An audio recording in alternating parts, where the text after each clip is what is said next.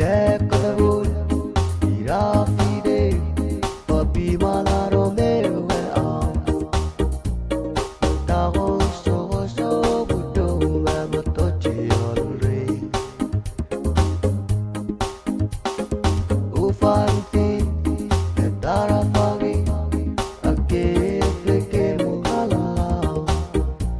Yagabur lo masti, ikago behai.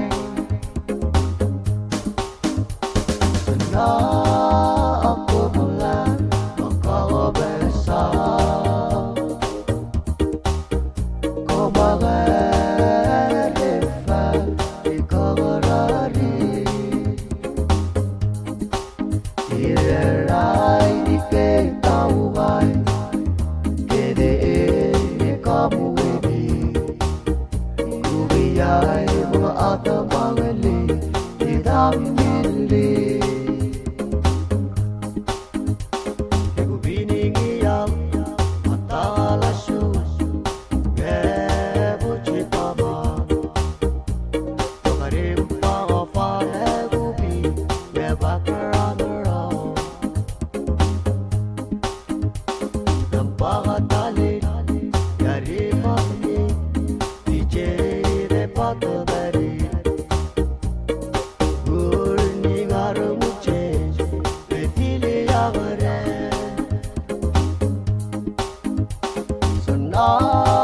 Ako mula makakabesa